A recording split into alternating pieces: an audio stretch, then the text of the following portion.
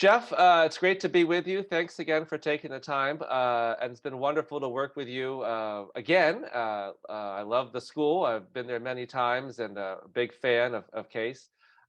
First, just tell me a bit about yourself and your background and how you came to the school. Myself, sure. Okay, well, so we're a Mandarin immersion school, and I took my first trip to China in, I think it was 1986 or 1987. I was almost right out of college, and um, the impetus for going was that a friend of mine talked me out of going to Alaska and said, let's go to China.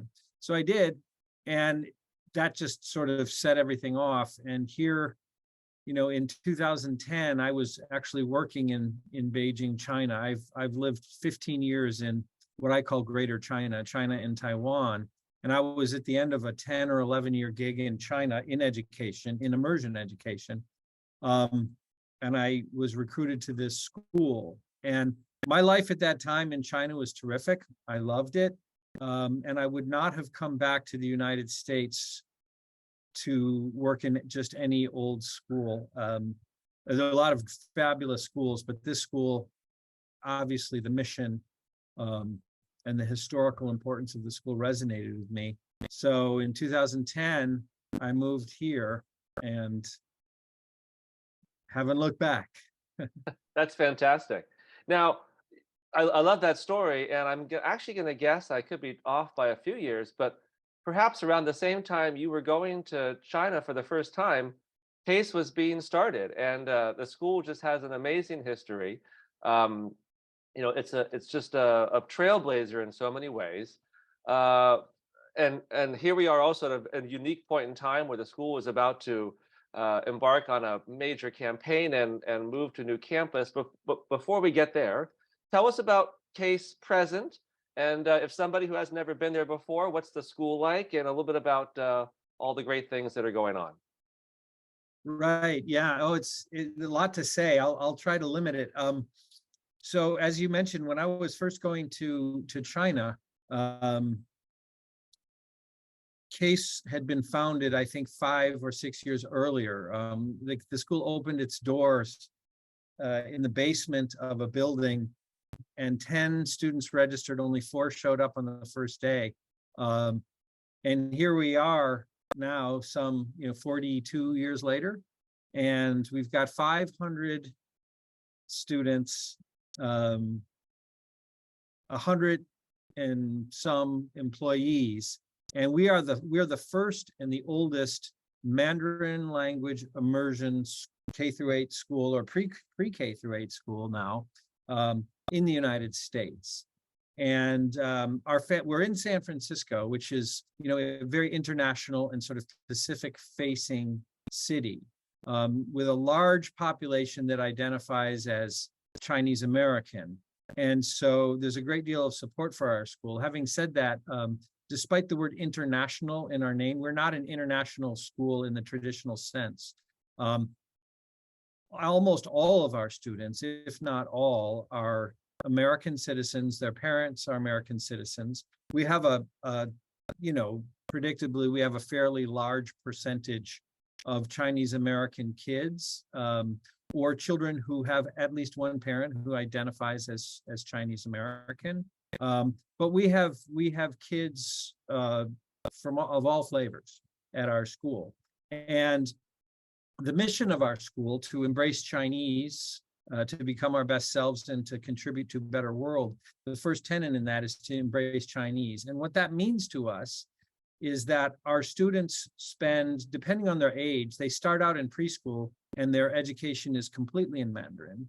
Our lower school, our kindergarten through 5th graders, have about 50% of their education in Mandarin Chinese and the rest in English. And then our middle school, we take it down to about 1/3 of their instruction is in Mandarin Chinese. And so we'll graduate kids who not only have an extremely high level of proficiency in Mandarin, and who have spent, a total of about 8 weeks embedded in either, in families in China or Taiwan as part of our global programs, which have started up again this year after the pandemic. But also, I think beyond that,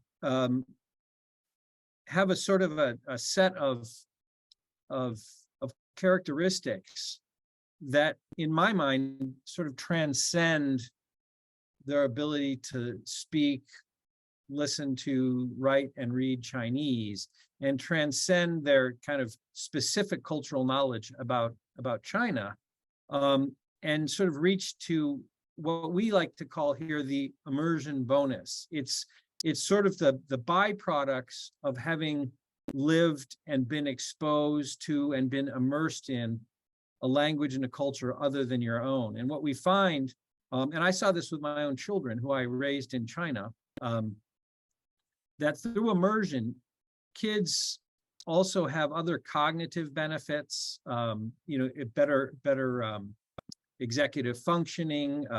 They're much better at making meaning out of things where the meaning is perhaps a little bit incomplete. They're better at expressing themselves with a limited vocabulary. So it's a sort of an active problem-solving thing. There are cultural benefits and intercultural benefits. I think our kids are far more tolerant, far more empathetic. They have a great deal of respect for people who are different than they are, because they've been sort of gone through this sort of humbling and eye-opening process of learning Chinese. And there's some real character benefits as well in the immersion bonus. I think our kids can really persevere. Perseverance is one of our core values, and Mandarin isn't something that necessarily comes overnight. That's an understatement, of course, Gabe.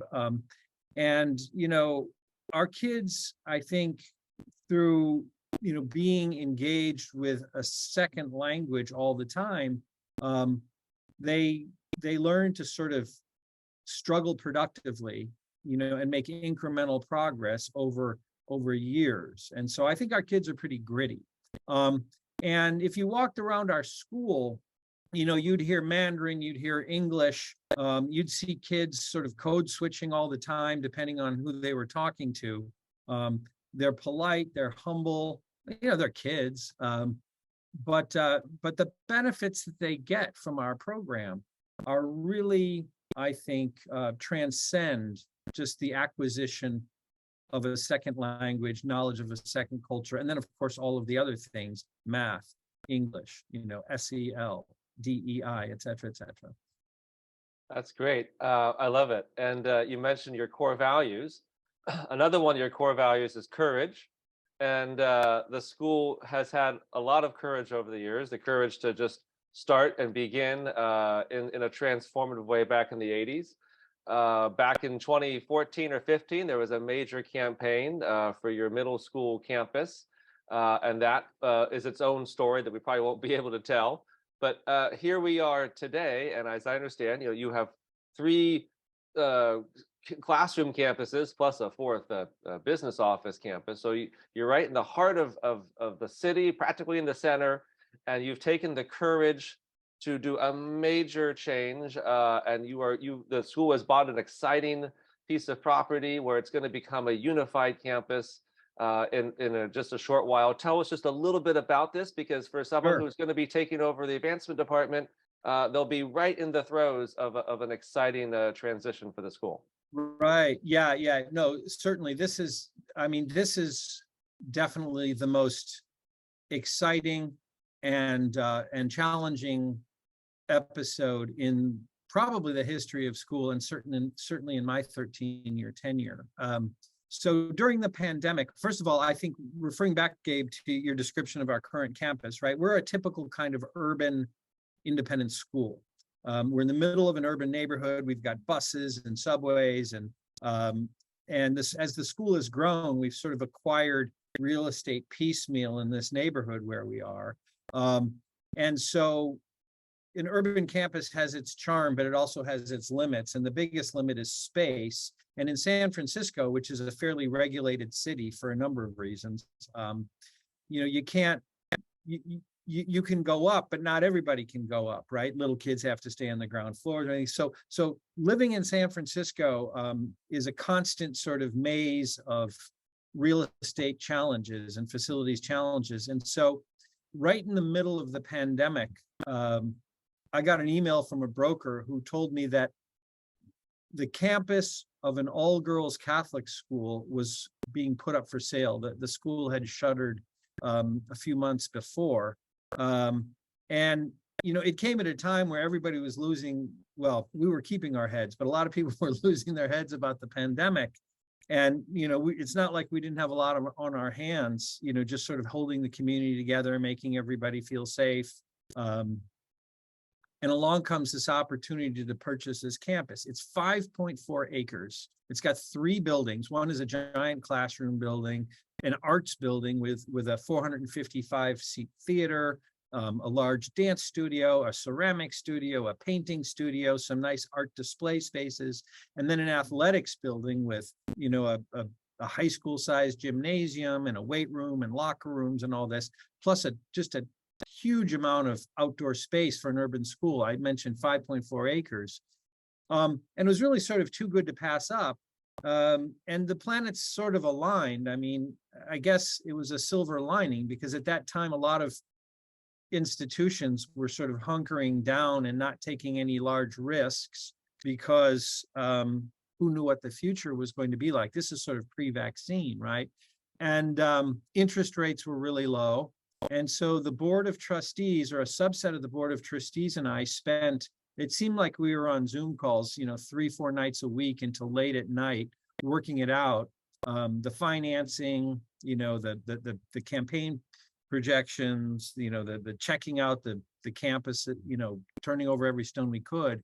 And in October of 2021, we closed on our 5.4 acre campus. And so what we're doing right now, in addition to imagining all the things that can go on in this facility that we couldn't have even imagined before in our current location, we're working hard on raising the money for the renovation.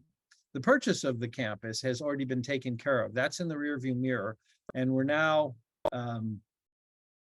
more than halfway to raising the money for the opening of the campus, for the renovations. And so that's where my energy is. And that, Gabe, is why I'm talking to you, and we're out there looking for the right person to come and help us make this transformational move.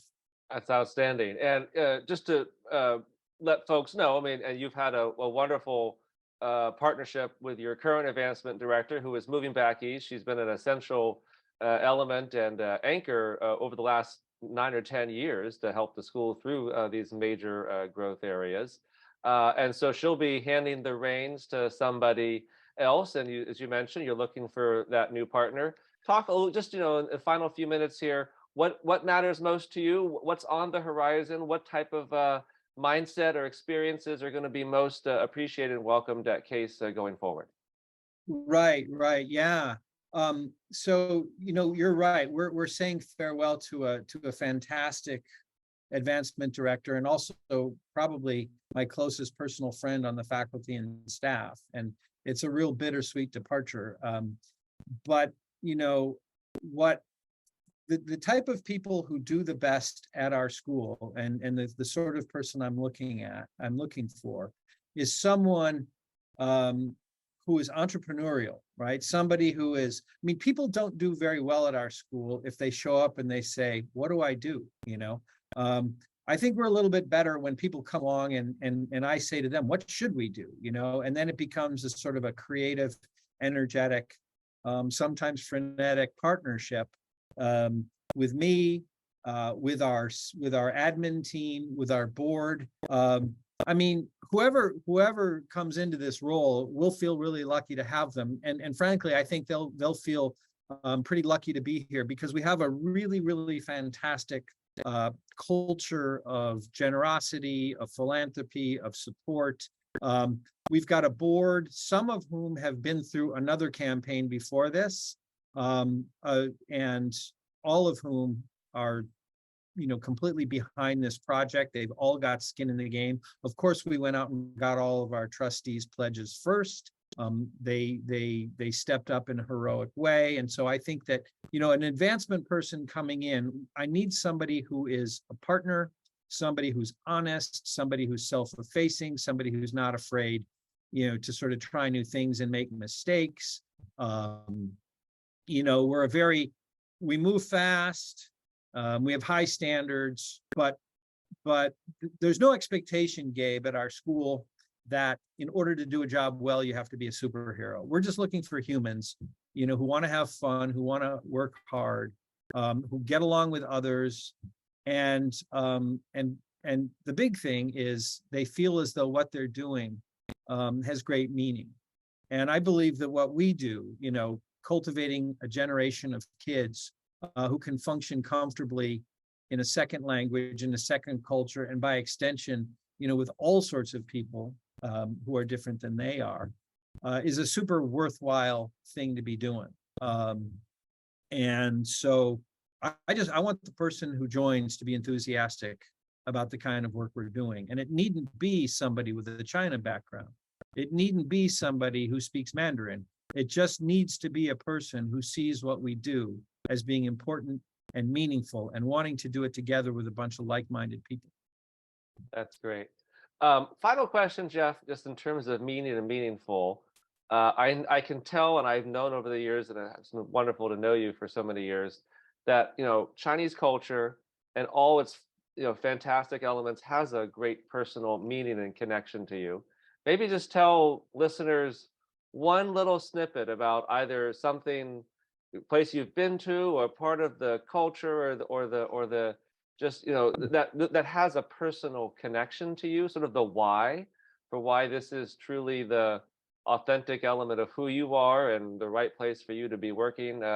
Just maybe one tiny short story that would give folks a little window into you and how it all brings meaning to what you do every day. Right, right. Well, I mean, that it's hard to pick one, Gabe, but I mean, as I said before, I lived in China and Taiwan for 15 years. I did academic research in Taiwan. I've got an advanced degree in Chinese language and literature. And it all started by a whim. But the reason that I think I decided to go in the first place is I was going through one of the first of sort of many, age-related crises that human beings tend to go through. And I think the first one tends to come in your kind of mid to late 20s. Maybe mine came a little earlier, where you're like, oh my God, I'm 24 and I haven't, achieved much. And so I thought to myself, if I can go to China, and at that time, China was quite different than it is now, right? I mean, it was, 10 years after the death of Chairman Mao, and it was just starting to shake off the dust. And I thought, if I can go to China and learn that language, that'll really be something. And it was personal. But fast forward sort of 10 years later, and I was running a school there that was largely experiential, and it was largely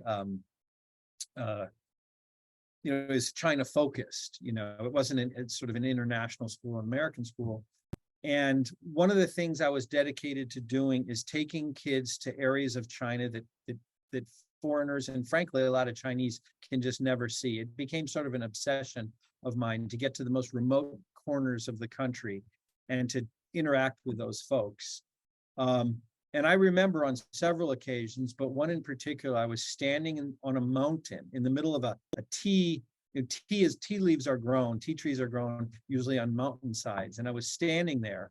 It was probably 90 degrees in Yunnan province in the southwest of China, just a few miles from the border of Myanmar. And I'm looking to my left and I'm looking to my right, and I got all these 16 and 17-year-old American kids who are hiking along this little path that the farmers use to get to the tea trees to tend them. And they're stopping and they're chatting with the farmers in the fields and all that. And I just looked around and I just pinched myself and I was like, I can't believe that I'm getting paid to do this. This is unbelievable. And so that was just one experience, but the extent to which it opened up the world to me, the fact that I could speak this language and sort of just meet and get to know people, 1.5 billion more people than I would have otherwise. And I'm looking around and I'm seeing kids and they're doing it too. I was like, I can't believe I'm getting paid for this. And so I kind of have experiences like that pretty often. And so I hope that answers your question. That is a great answer, and I hope your next director of advancement also pinches themselves when they come and get to work with a fabulous community. and be a part of a great leadership team. So thank you, Jeff. Appreciate that. Thanks so much for joining me, and looking forward to working with you in the rest of this search. Sure. Thanks, Gabe.